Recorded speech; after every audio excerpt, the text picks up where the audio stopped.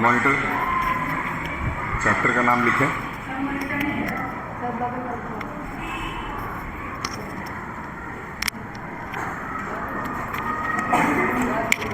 बगल वाले क्लास से बहुत प्रेम है क्या इन लोगों का?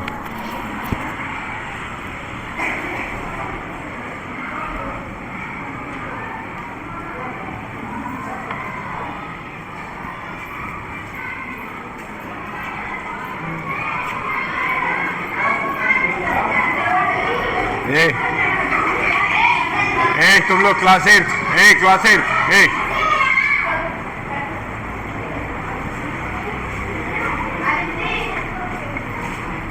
यहाँ पे इन लोगों को जब मेरे आ जाने के बाद क्लास में आया करो।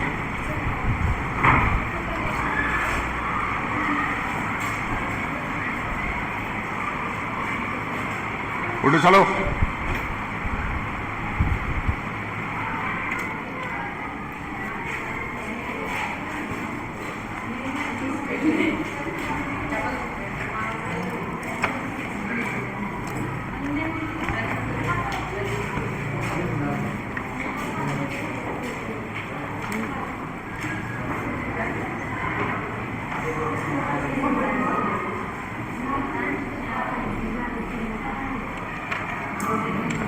This is the portion left. ये पोर्शन बचा हुआ है।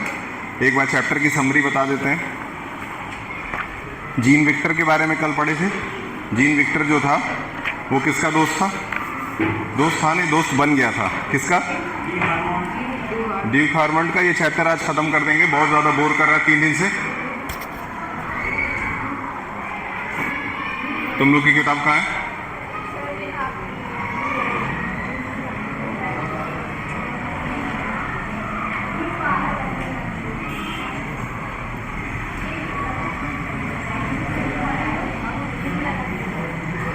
बताएं।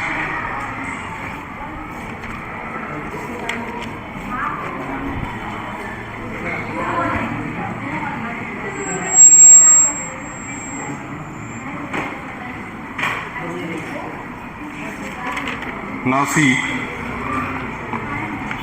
ये क्या किसका? ये मेहंदी वाली लड़की कौन है? क्या बात कर रही है यहाँ पे? तुम्हारी किताब कहाँ है? सीधे बैठो और कायदे से। कल थी तुम क्लास में? कल क्लास में थी? कल थी? आगे बढ़िए। तो अभी तक हम लोगों ने जाना विक्टर के बारे में, जो कि एक सिपाही है और वो बचपन से बहुत ज़्यादा संघर्ष में रहा है। उसका जीवन आसान नहीं रहा है। उसको हर समय खाने पीने की समस्या जीवन में रही है। वो आदमी अब फ्रांस के आर्मी में है और उसको एक और दूसरा फ्रेंड मिलता है जिसका नाम हार्डिमंड है। और हार्डिमंड जो है वो बहुत रिच फैमिली से बिलोंग करने वाला आदमी है। उसके पास कभी भी रोटी की, कपड़े की और सुख सुविधाओं की कोई कमी नहीं रही है। दोनों अच्छे दोस्त बन जाते हैं। दोनों एक दूसरे से बहुत सारी बातें शेयर करते हैं। और शेयर करने के बाद से अब समय आ चुका है कि अब युद्ध का समय आएगा। अब युद्ध होने वाला है कुछ समय में और फिर ये चैप्टर खत्म हो जाएगा। चलिए अब क्या होता है आपको आगे कहानी बताते हैं। The young Duke had a kind heart.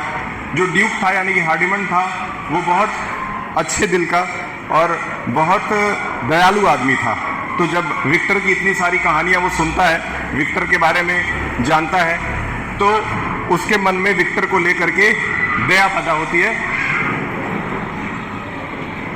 और वो कहता है कि मैं बहुत रिच फैमिली से हूँ और तुम बहुत गरीब फैमिली से हो, लेकिन आज हम लोग एक ही तरह का यूनिफॉर्म पहन करके खड़े हैं। ठीक? अगर आप में से भी देखें तो हो सकता है कोई रिच फैमिली से हो, कोई थोड़े से पुअर फैमिली से हो, लेकिन यहाँ सब लोग एक बराबर हैं क्योंकि सबके शरीर पे एक ही जैसा यूनिफॉर्म है। वैसे ही टीचर्स के साथ है। ठीक? It is even fortunate for the feeling of this dandy that the night would dried the tears which lined the eyes. Jean Victor said he is seizing in his turn by the delicate tact to speak familiar to the idling. If we survive the dreadful war, we will meet again. ठीक है? Victor क्या कहता है? Victor कहता है कि इस war के बाद अगर हम जिंदा बचे तो हम एक दूसरे से जरूर मिलेंगे और जीवन भर एक दूसरे के अच्छे दोस्त रहेंगे। ठीक, अब आगे की बात करते हैं। If you survive, I hope that I may be useful to you, but in the mean time as there is not bakery but a commissary and my ration of bread is twice too larger for my delicate appetite, it is understood, is it not? We will share it like good comrades. ठीक जब तक हम एक साथ हैं, जब तक युद्ध चल रहा है, हम लोगों को जो भी पीस ऑफ ब्रेड मिलेगा वो हम लोग इक्वली बांट करके खाते रहेंगे, एक दूसरे से शेयर करते रहेंगे और आज से हम एक दूसरे के बहुत अच्छे दोस्त हैं। आगे बढ़ते हैं। फिर कह रहा है, it was strong and hearty the hand claps which followed then hurrahs the one by the frequent watches and alarm. अब एज नाइट फेल, रात हो गया और रात में सब के सब जाकर के सो गए। क्या कह रहे हैं? रात का समय हो गया और सब के सब जाकर के सो गए। जब रात में लोग सो जाते हैं तो सारे सिपाही सोते नहीं हैं, कुछ ऐसे सिपाही भी होते हैं जिनकी ड्यूटीज अलग अलग जगहों पे लगाई जाती हैं, जिनको नाइट ड्यूटीज भी कहा जाता है। ठीक है, तो उसमें से कुछ 5 लोगों की ड्यूटी लगाई गई थी कि रात में वो लोग जग करके क्या करेंगे? पहरा देंगे। उन 5 में से एक आदमी कौन था? हार्डिमंड भी था। हार्डिमंड की भी ड्यूटी लगाई गई थी कि आपको भी रात को जाकर के पहरा देना है।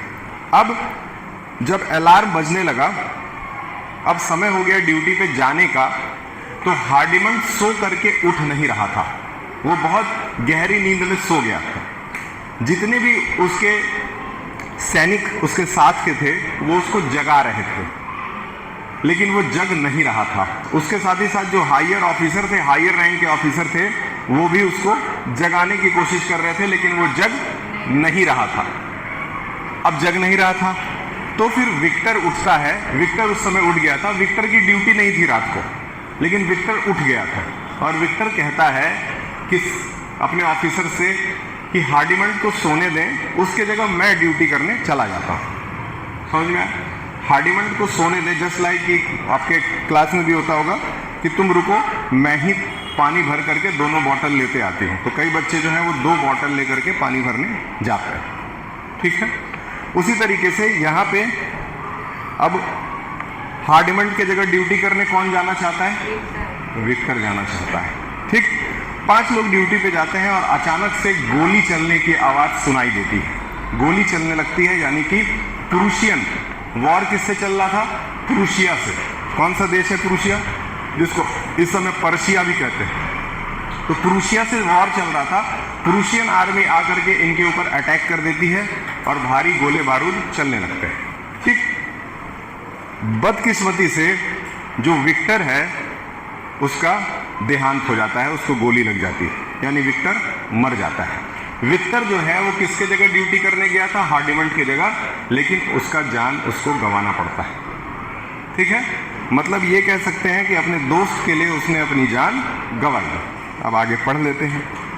फिर उसके बाद है, towards the midnight Jean Victor awoke, being hungry probably a ray of moonlight made its way into the room, lighting up the handsome blonde head of the young duke who was sleeping like a endymion. endymion एक जानवर है जो कि बहुत लंबा सोता है। समझ में आया? देखिए शब्द में आपको दिया भी होगा।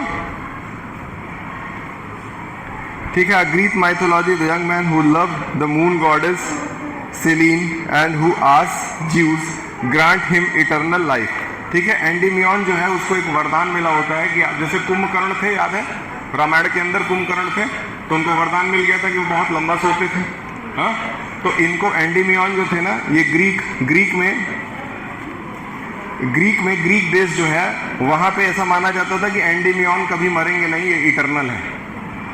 आगे देखते हैं। Still touched by the kindness of his comrade, Jean Victor was gazing at him admiration when the sergeant of the platoon opened the door and called the 5 men. जो मैंने स्टोरी बताया अभी वही चल रहा है। 5 लोगों को बुलाया गया और ड्यूक तो सो रहा था, इसलिए कौन चला गया? विक्टर चले गए। ठीक, नीचे आइए 2-3 line. The 5 men left and snoring recommenced. But half an hour later, the noise of near and rapid firing burst upon. आधे घंटे बाद गोली चलने की आवाज आने लगी. Upon the night, in an instant, every man was on his feet, and each with his hand on the chamber of his gun stepped cautiously out, looking earnestly along the road, lying white in the moonlight. What time it is? Asked the Duke. I was to go on duty tonight. बहुत मार मारेंगे अभी, समझे? हमको पता है कौन देख रहा है, चुपचाप पढ़ो. ठीक है, 5 मिनट का लेसन है. The 5 men left and the snoring recommenced. ठीक, अब जब गोलियों चलने की आवाज आती है तो एक तरफ तो विक्टर लड़ने चला गया था, विक्टर एक तरफ युद्ध लड़ रहा था, दूसरी तरफ जब गोली चलने की आवाज आती है तो जितने भी सिपाही सोए हुए थे वो सब उठ जाते हैं. और तब जाकर के हार्डिमन को याद आता है कि मेरी भी ड्यूटी लगाई गई थी और मैं अभी तक सो रहा हूं. ठीक है, ठीक. अभी तक उसके डेथ का न्यूज नहीं आया इस चैप्टर के अकॉर्डिंग. ठीक है, मैं जो समरी बताता हूं उसमें थोड़ा हमेशा आगे का बताता हूं. होता है ना कि सीरियल स्टार्ट होता है तो उस दिन पूरे सीरियल में क्या क्या होने वाला है वो पहले ही 2 मिनट के अंदर दिखा देता है, उसके बाद सीरियल स्टार्ट करता है. होता है कि नहीं ये टीवी पे. उसी तरीके से जब मैं चैप्टर स्टार्ट करता हूं तो पूरा शुरू से लेके एंड तक का पूरा स्टोरी एक बार बता देता हूं शॉर्ट फॉर्म में, और फिर उसके बाद अंदर से बीच बीच में का पढ़ते चलते हैं. अब Jean Victor went to in your place at the moment a soldier was seen running towards them along the road. What is it? They cried. He stopped. आगे आइए. ठीक है, अब यहाँ पे सिपाही उसको बता रहे हैं कि तुम सोए हुए थे तो जीन विक्टर तुम्हारे जगह युद्ध लड़ने के लिए चला गया था. Out of the bread the Prussian has attacked back. किसका वॉर हुआ है, किसने अटैक किया, बताए थे. Let us follow back to the reboot and your comrade. Comrade का मतलब बता दिए थे, जो सहयोगी होता है, यानी कि साथ का जो सैनिक होता है उसको कॉमरेड कहते हैं. याद रखिएगा. They are coming all but poor Jean Victor where is he, cried the Duke, shot through the head with a bullet, died without a word. One night last winter, the Duke Hardimont left his club about 2 o'clock in the morning with his neighbor Count de Senlis. अब यहाँ पे क्या कह रहा है? One last night, the Duke de Hardimont left his club about 2 o'clock. उसके इतना लंबे सोने का क्या कारण था? पिछले रात वो 2 बजे तक जगा हुआ. ठीक है, किसके साथ जगा हुआ था? अपने नेबर के साथ. नेबर का क्या नाम था? Count de Salenus. The duke had lost some of the 100 louis. Louis वहाँ पे क्या है? लुइस वहाँ पे पैसे की करेंसी है, लिख लीजिएगा, currency. And had slightly headache, और उसके सर में दर्द हो रहा था. If you are willing Andre, he said to his companion, we will go home on the foot. They dismissed their couple, turned into the calour and their overcoat, and set off towards the Madeleine. Suddenly an object rolled before the Duke, which he had struck with the toe of his boot. It was a large piece of bread scattered. ठीक है, एक तरफ, अब सुन लीजिए, एक तरफ Victor मारा गया है. ठीक है, विक्टर के मर जाने के बाद की ये स्टोरी है, जिसमें 2 हार्डिमंट और उसी के क्लब का एक उसका नेबर है, ये दोनों एक दूसरे के साथ वॉक करते हुए कहाँ जा रहे हैं? सड़कों पे जा रहे हैं. तब तक उसके पैर से आ करके एक ब्रेड का टुकड़ा टकराता है. किसके? हार्डिमंट के. हार्डिमंट उस ब्रेड के टुकड़े को उठा लेते हैं. उठाने के बाद उसको साफ करने लगते हैं. जब उस ब्रेड के टुकड़े को वो साफ करते हैं तो उस समय जो दूसरा नेबर है वो उनसे पूछता है कि इस छोटे से ब्रेड के टुकड़े को आप इतना ज़्यादा अच्छे से साफ सफाई क्यों कर रहे हैं? ठीक है. It was a large piece of bread spotted with mud. उस ब्रेड के चारों तरफ धूल लग गया था. Then to his amazement, Monsieur and Solenas saw the Duke de Hardimont pick up the piece of bread, wipe it carefully with handkerchief, embroidered the armorial bearing, and place it on the bench. ठीक है, उसको देख करके उसके जो friends हैं वो भी वहाँ से ब्रेड उठाते हैं, उठा करके उसको साफ करते हैं और साफ करके बेंच पे रख देते हैं. What did you do that for? asked the Count, laughing heartedly. Are you crazy? It is a memory of a poor fellow. ठीक है, सारे दोस्त एक तरह से उसके ऊपर हंस रहे हैं, उससे सवाल पूछ रहे हैं कि तुमने गिरा हुआ ब्रेड क्यों उठाया? तो अब जाकर के वो जवाब देता है कि ये एक पुरानी मेमोरी है मेरे पास, जिसमें मेरा एक दोस्त था जो कि मेरे वजह से मर गया और वो ब्रेड के लिए जीवन भर परेशान रहा और अंत में उसने मेरे जगह अपनी जान दे दी थी। समझ में आया? ठीक है। अब जितना पढ़ाए हैं उसको 1 मिनट के अंदर शॉर्ट में समझ लीजिए।